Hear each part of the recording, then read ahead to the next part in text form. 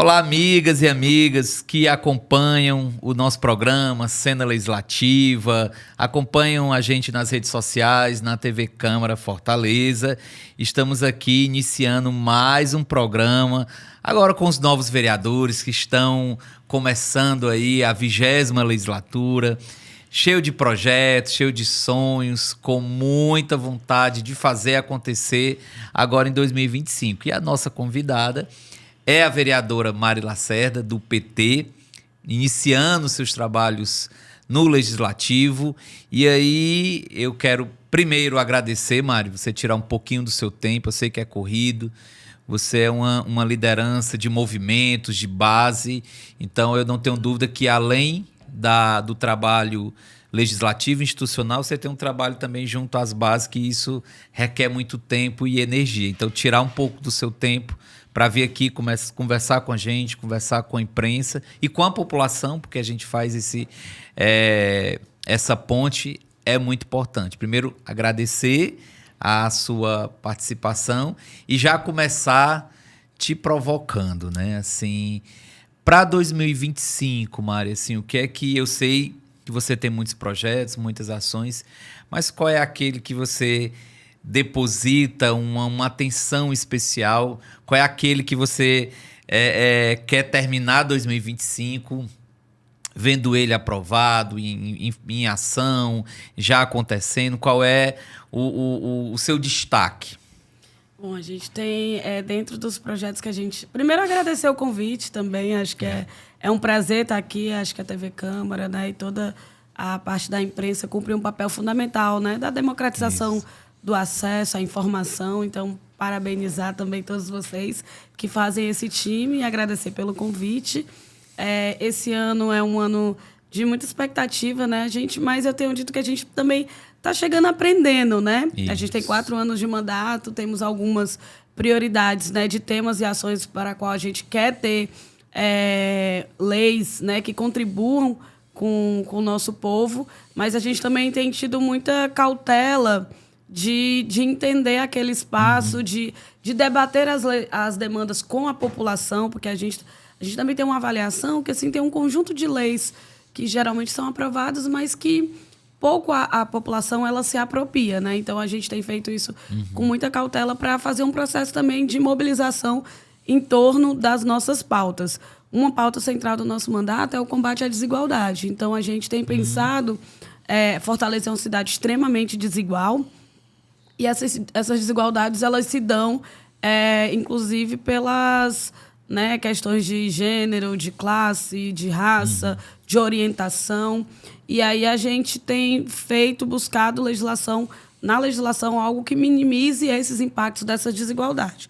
Por exemplo, um projeto que a gente quer muito aprovar e que a gente já protocolou agora foi o projeto do PL do Cuidado, né, municipal. Isso é uma política nacional, isso é um debate antigo do movimento social. O movimento feminista sempre colocou, né, a necessidade de se compartilhar as tarefas de cuidado, que sobrecarrega as mulheres, e principalmente as mulheres negras. E a gente tem falado bastante que isso tem um custo para as nossas vidas. Então, já teve uma grande articulação a nível nacional sobre a aprovação de um PL do cuidado nacionalmente, passado inclusive pelo governo. Tem um projeto de lei da deputada federal Luiziane Lins e tem um projeto próprio do governo que foi aprovado. E nós aqui, seguindo esse caminho, a gente também pensou um projeto de lei da PL do Cuidado no município para tentar compartilhar aí essa carga que é tão pesada para a vida das mulheres. Então, esse projeto ele a gente já protocolou, a gente ontem já falou na audiência pública que o movimento solicitou, na Constituição do 8 de março, o movimento solicitou, e a ideia é que a gente faça alguns processos de mobilização em torno desse projeto. Audiência pública, debate com as comunidades, debate com os movimentos. Hoje mesmo, nosso mandato está com uma roda de conversa em um território, pensando aí o mês de maio, falando sobre a economia solidária e a divisão do trabalho doméstico. Então, é um PL que para a gente é muito importante e que nós vamos aí dedicar aí parte da nossa atuação em torno dele. Mari, falando em atuação nas comissões, como é que Como é que você desenha a sua atuação nas comissões? A gente sabe o papel primordial das comissões no trabalho legislativo. Tudo passa pelas comissões, né? Desde do debate. A gente, quando fala da Câmara, a gente lembra muito do plenário, né? Mas muitas vezes as pessoas acabam esquecendo, deixando de lado as comissões que ali é debatido aspectos como orçamento, né? Toda a parte jurídica daquela norma. Como é que está o seu posicionamento? Como é que tá? Quais são as comissões que você vai atuar enquanto vereadora, que você vai fazer todo aquele trabalho de encaminhar projetos e também o vereador ele encaminha os projetos dele e acaba relatando, né, o projeto dos colegas. Então, assim, como é que está a sua atuação nas comissões? Atualmente eu sou presidenta da Comissão de Direitos Humanos, já confundindo aqui. Sou presidente da Comissão de Cultura, Juventude e Esporte. Né? Inclusive, a gente quer startar o processo dessa comissão a partir de um seminário. A gente fez a leitura das matérias que estão na casa, né? Dos vereadores que permanecem na casa. A gente estudou as matérias. O outro processo que a gente fez foi destinar as relatorias, né? Para os vereadores.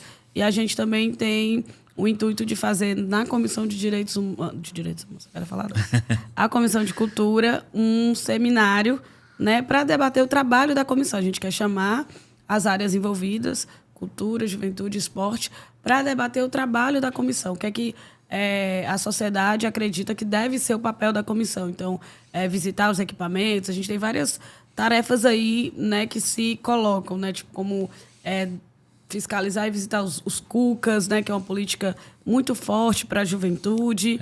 A gente tem um processo também de reestruturação da Secutifor, isso também vai requerer, né, um olhar atento da nossa comissão.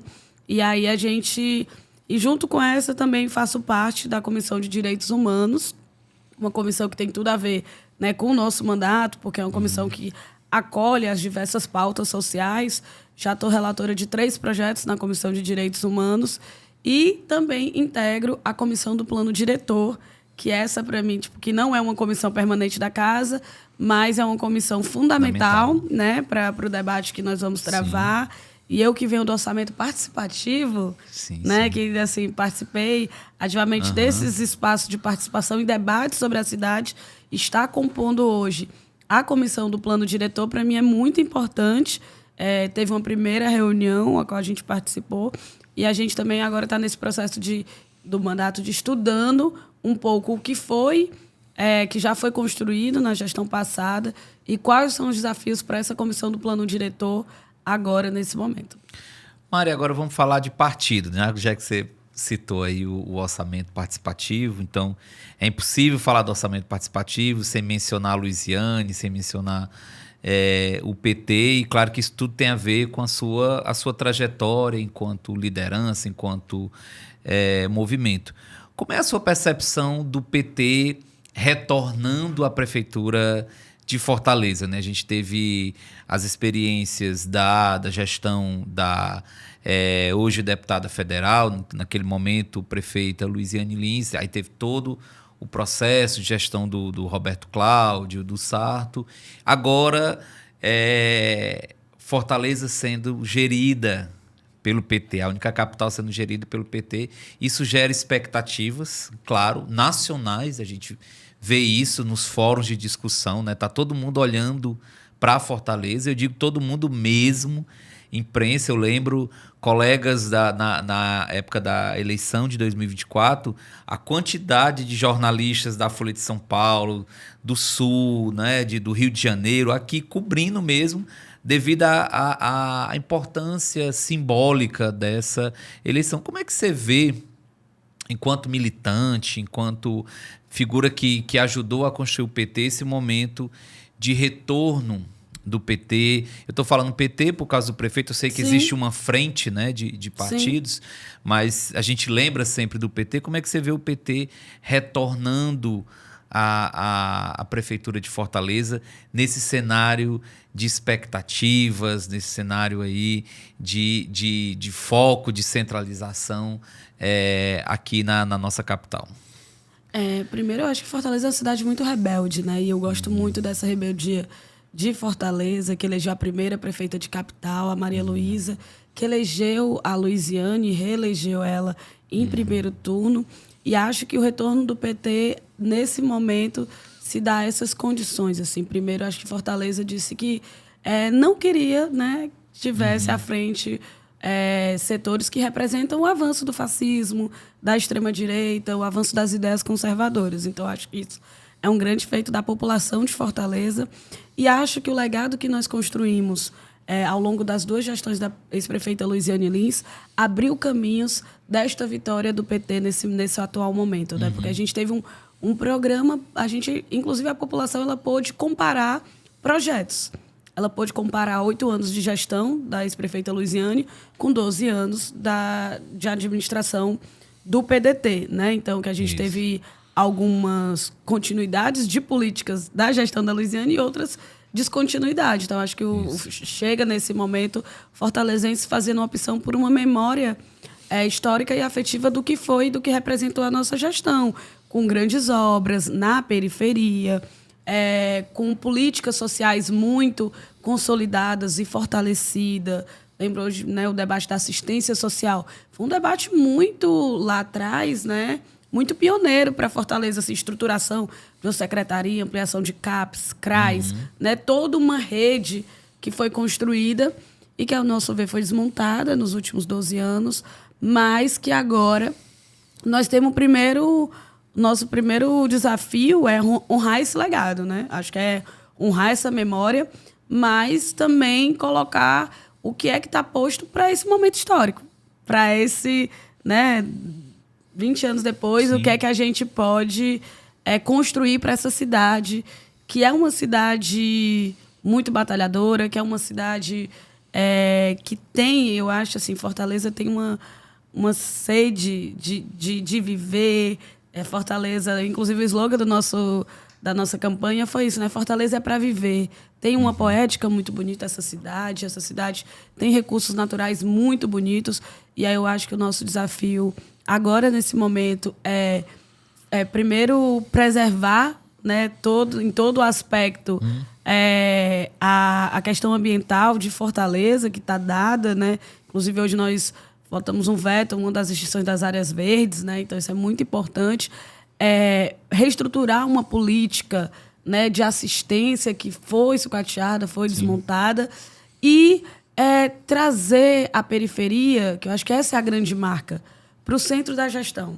Então, assim, hoje a gente já teve o prefeito Evandro, ao assumir, né, nós tivemos ali o desafio logo de executar o carnaval, né, e o ciclo carnavalesco, e uma das primeiras medidas foi a descentralização, que é uma marca da gestão do PT, da ex-prefeita Luiziane Lins, que lá atrás, né, criou os editais de cultura e criou, né, toda uma política cultural, não só o carnaval, descentralizado. A gente retoma, né, tinha 10 polos, e a gente, né, amplia essa descentralização para 20 polos, e não só amplia, mas também diz que nós podemos ter o show tipo Solange Almeida no Conjunto Ceará, que foi aquela, né, apoteótico, lindo. Isso. Então, de entender que a periferia, ela é uma parte essencial da cidade.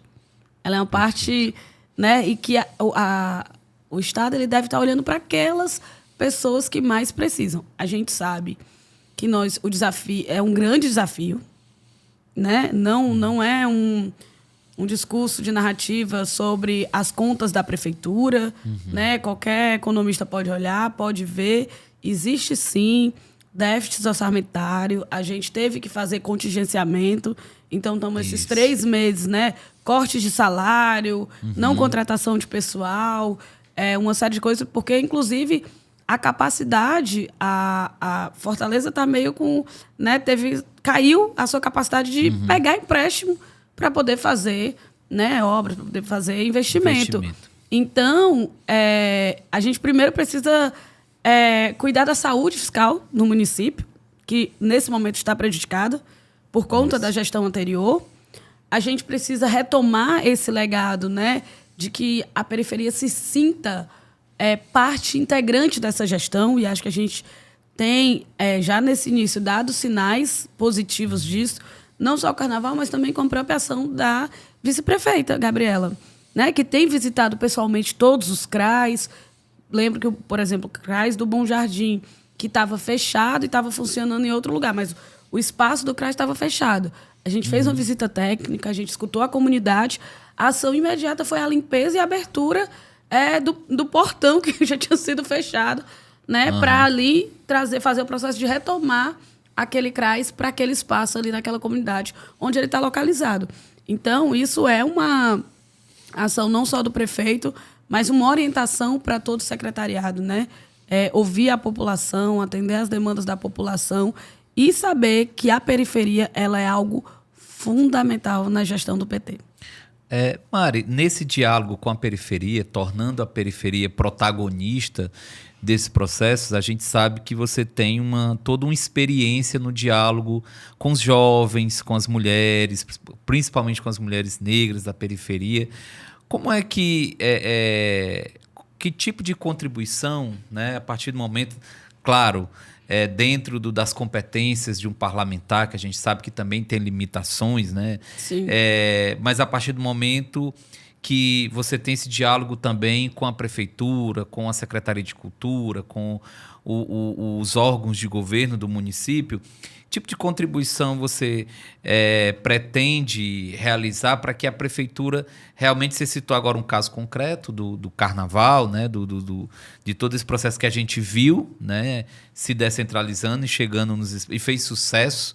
Aí pega também, eu vou usar aqui um exemplo, você falou a questão fiscal, foi um momento que se viu também para a arrecadação do município, as pessoas participaram mais, né? Eu vi o balanço lá o prefeito fez um balanço da economia que foi movimentada, quando as pessoas participam mais, porque a periferia ela consome, né? A periferia ela tem um circuito de economia, né? Então ali fez girar também toda aquela economia, mesmo que informal, né? O microempreendedor. Então isso até para a prefeitura em termos fiscais teve um resultado se comparado ao ano anterior. Mas voltando aqui à pergunta, como é que você pretende contribuir para que essa gestão, a gestão municipal e a Câmara também, né? A gente está falando muito de gestão municipal, mas é importante também a Câmara, o Legislativo, também se aproxime dessa periferia, né? É importante também que a Câmara esteja também, você falou agora do Conjunto Ceará, que a Câmara vá também ao Conjunto Ceará, ao Bom Jardim, ao Conjunto Palmeiras, né? A Grande Lisboa. Então, é importante esses espaços. Como é que você está se posicionando com relação a isso? Como é que você pretende contribuir? Aí envolve, claro, diálogo com a mesa diretora da Câmara Municipal. Em relação à Câmara, a gente tem aí o presidente da Câmara, Léo Couto, ele já tem sinalizado que quer trazer a Câmara tanto para esse contato mais próximo à comunidade, como um processo também de inovação da Câmara, né? Inclusive tem um projeto que vai ser startado aí, que é a Câmara nos Bairros, né? Com a ideia de a Câmara estar, né, durante todo o ano presente em algum bairro, levando o serviço, levando as ações. Hoje mesmo teve um café da manhã com a Procuradoria, né, que também é um outro instrumento que vai se abrir para a comunidade, levar serviços à comunidade, tem feito umas ações nos terminais, né?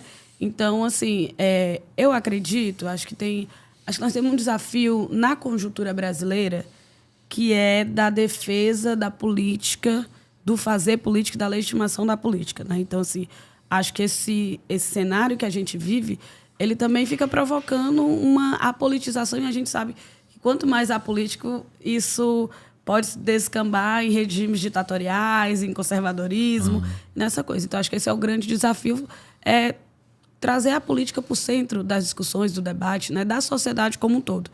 E, nesse sentido, as experiências que acontecem no cotidiano da sociedade ou no movimento social, elas são fundamentais, inclusive, para a criação da lei, criação de legislação.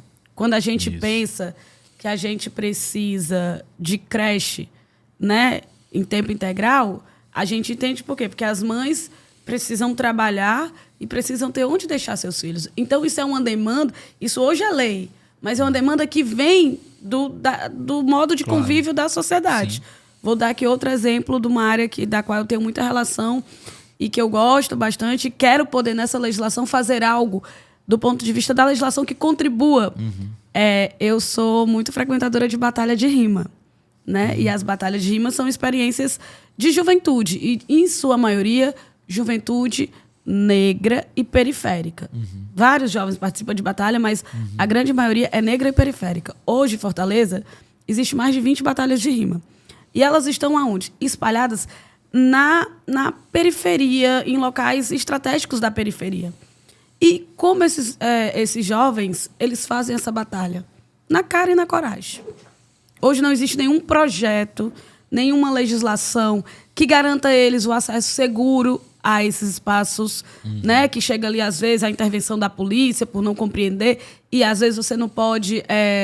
o jovem tem que explicar o que está fazendo quando ele está contribuindo para a diminuição da violência, contribuindo para o acesso à cultura, contribuindo para a sociabilidade, tornando aqueles espaços, inclusive, espaços mais seguros. Então, eu fico pensando assim, para mim é um desafio estar nessa legislação e pensar como ter projetos de leis que possam fazer daquilo, fortalecer aquela experiência. E aí também o nosso papel de levar as demandas para o secretariado, né? Então, quero, além de, na Câmara, pensar que projeto de lei a gente pode ter, seja fortalecer a semana do hip-hop que já existe, já é uma legislação que foi aprovada. Então, como é que a gente avança nessa legislação? Como é que a gente pensa uma cadeia produtiva de formação desses jovens, de empregabilidade desses jovens que sonham com a arte, né? Sonham em fazer sua arte, fazer cultura. E aí, isso também é importante porque nós somos um canal de diálogo, de interlocução com a secretaria, né? Sim. Com os secretariados. Então, também fazer esse papel de articulação, de levar as demandas, né? Dizer, olha, o que é que a gente pode pensar de projeto? Quer que cada área... Ontem a gente estava na audiência pública sobre o 8 de março e uma das mães colocou a questão de como pensar a formação das mães em conjunto com a formação dos filhos. Então, é nosso papel comum, né? Vereadores, escutamos aqui, chega lá na SME, será que a gente pode desenhar um projeto? Será que a gente pode... É uma legislação? O que é que a gente pode fazer? Então, acho que nós estamos num sentimento muito bom. Acho que de retomada, como você falou, desta prefeitura que marcou a cidade. Acho que tem um time muito disposto a trabalhar no secretariado, né? Seja nas regionais, seja nas áreas, né, setoriais.